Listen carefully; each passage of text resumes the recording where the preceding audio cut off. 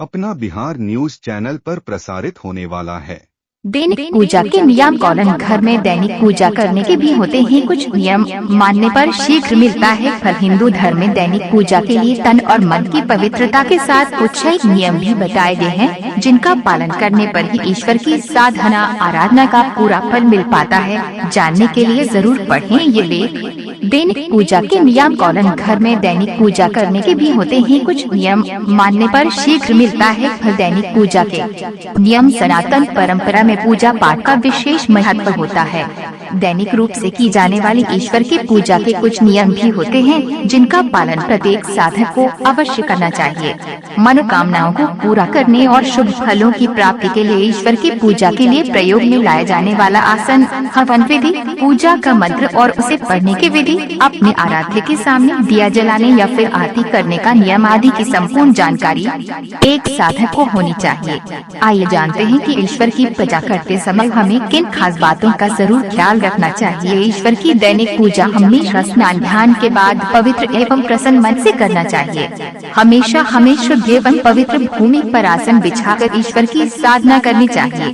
पूजा जमीन पर उन्हीं आसन पर बैठकर ही करनी चाहिए। ईश्वर की दैनिक पूजा को हमेशा एक निश्चित समय और एक निश्चित स्थान पर करना चाहिए।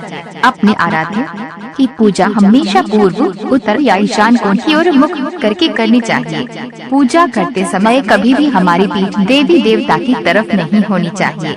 तांबे के पात्र में चंदन नहीं रखना चाहिए और न ही पतला चंदन देवी देवताओं को लगाएं। ईश्वर के लिए जलाए जाने वाले दीपक के नीचे चावल अवश्य रखने चाहिए। पूजा के दौरान कभी भी दीपक से दीपक नहीं जलाना चाहिए। प्रतिदिन पंचदेव सूर्य, श्री गणेश, दुर्गा, शिव जी एवं श्री विष्णु भगवान की पूजा अवश्य करें। दैनिक पूजा में ईश्वर की सुबह शाम आरती करनी चाहिए। यदि संभव हो तो आप 5 बार भी कर सकते हैं। वैसे दिन भर में कम से कम एक बार अवश्य आरती करनी चाहिए। आरती हमेशा खड़े होकर करें और सबसे पहले उसे अपने आराध्य के चरणों की तरफ 4 बार, इसके बाद नाभि की तरफ 2 बार और अंत में 1 बार मुख की तरफ घुमाएं। ऐसा कुल 7 बार करें। आरती करने के बाद उस पर से जल फेर दें और प्रसाद स्वरूप सभी लोगों पर छिड़कें। आरती के बाद हमेशा दोनों हाथ से उसे ग्रहण करें।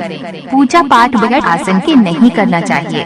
पूजा के बाद अपने आसन के नीचे 2 बूंद जल डालें और उसे माथे पर लगा तभी उठना चाहिए, अन्यथा आपकी पूजा का फल देवराज इंद्र को चला जाता है।